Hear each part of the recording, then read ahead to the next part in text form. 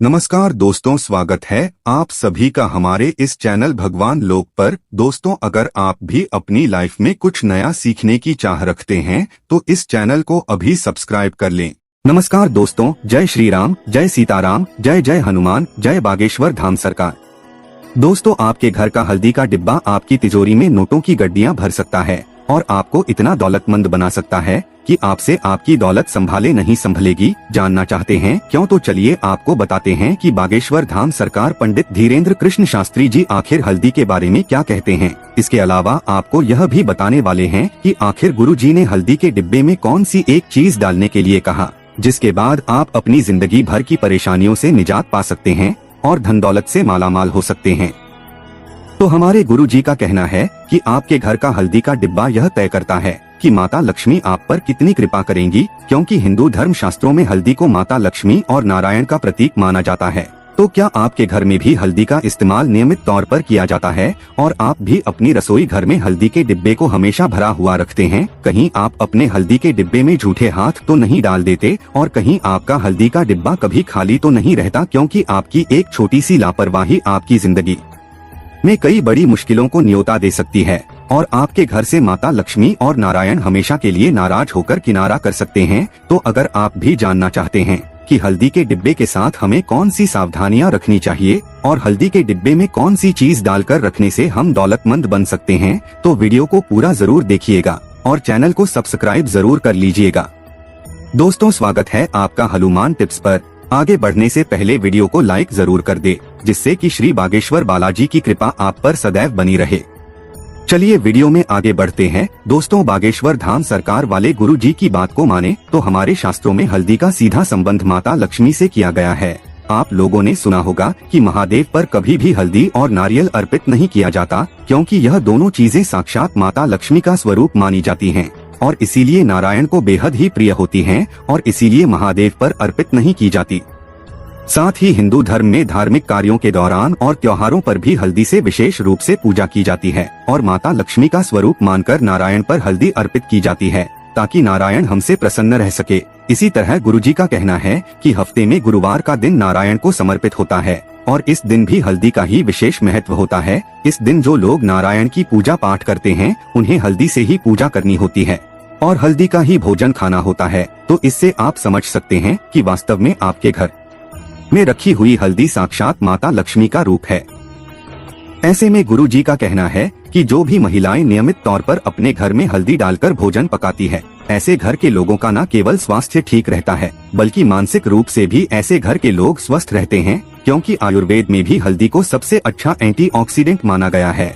आपने अक्सर देखा होगा कि बचपन में जब भी हमें छोटी मोटी चोट लग जाती थी या फिर कभी हमारे साथ कोई दुर्घटना हो जाती थी तो हमारी दादी और माँ चोट पर हल्दी लगा देती थी और हल्दी वाला दूध भी हमें पीने के लिए देती थी। और साइंस में तो यह भी कहा जाता है कि जो लोग अपने त्वचा के रंग को साफ करना चाहते हैं उन्हें भी नियमित तौर पर दूध में हल्दी डालकर पीना चाहिए। इससे उनके शरीर में मेलेनिन कम रिलीज होता है और मेलेनिन कम रिलीज होने की वजह से अपने आप उनका रंग गोरा होने लग जाता है। तो शायद अब आप समझ गए होंगे कि हल्दी न केवल हमारे जीवन में हमारे भाग्य के लिए जरूरी है बल्कि हमारी सेहत के लिए भी कितनी जरूरी है। ऐसे में हमारे बागेश्वर बाबा का कहना है कि अगर आप माता लक्ष्मी को प्रसन्न रखना चाहते हैं, विष्णु भगवान को खुश करना चाहते हैं, उनसे आशीर्वाद पाना चाहते हैं और सदैव के लिए माता लक्ष्मी और नारायण को अपने घर में विराजमान रखना चाहते हैं, तो आपको आपके घर में हल्दी के कुछ विशेष प्रयोग भी करने चाहिए और हल्दी के डिब्बे के साथ खास सावधानियां बरतनी चाहिए। इसी के साथ महिलाओं को यह ध्यान रखना चाहिए कि आपके घर में हल्दी का डिब्बा कभी भी खाली ना हो, क्योंकि हल्दी का डिब्बा खाली होना माता लक्ष्मी की हानि के बराबर है। इसीलिए जब भी आपके डिब्बे में हल्दी खत्म होने वाली हो, उससे पहले ही आप अपने घर में हल्दी लाकर उस डिब्बे को वापस भर ले। इसी के साथ गुरु जी का कहना है कि कई बार देखा जाता है कि हम जिस डिब्बे से रसोई घर में खाना पकाते हैं उसी डिब्बे में से हल्दी लेकर पूजा में भी इस्तेमाल कर लेते हैं। एक तरीके से देखा जाए तो यह साक्षात माता लक्ष्मी का अपमान माना जाता है। इसीलिए महिलाओं को पूजा में इस्तेमाल होने वाली हल्दी को अलग से निकाल कर रखना चाहिए, ताकि अशुद्ध और झूठे हाथों से इस्तेमाल हुई हल्दी का प्रयोग पूजा में ना हो। इसी के साथ गुरु जी ने यह भी कहा कि महिलाओं को हर गुरुवार को आटे की रोटी बनाकर उस पर थोड़ी सी हल्दी, गुड़ और चना डालकर गाय को भी जरूर खिलाना चाहिए। कहा जाता है कि गाय के भीतर 33 करोड़ देवी देवताओं का निवास होता है और अगर हम गाय की सेवा कर देते हैं, उनको हल्दी गुड़ और चने की रोटी खिलाते हैं, तो इससे नारायण प्रसन्न होते हैं और हमारे घर में अन्न और धन के भंडार भर देते हैं। इसी के साथ गुरु जी का कहना यह भी है कि महिलाएं कोशिश करें कि सप्ताह में एक बार कम से कम अपने घर में पोंछे के पानी में हल्दी डालकर उससे घर का पोंछा जरूर लगाएं। इससे घर में सकारात्मक ऊर्जा बनी रहती है और आपके घर में दरिद्रता पैर नहीं पसारती। साथ ही जो महिलाएं अपने घर के मुख्य द्वार को हर रोज हल्दी से लीपकर कुमकुम से स्वास्तिक बनाती हैं और उस पर कुछ चावल के दाने रख देती हैं और घर के मुख्य द्वार पर दीपक जलाती है, ऐसे घरों में भी माता लक्ष्मी की कृपा बनी रहती है और कभी भी ऐसे घर में धन से जुड़ी परेशानियां नहीं होती।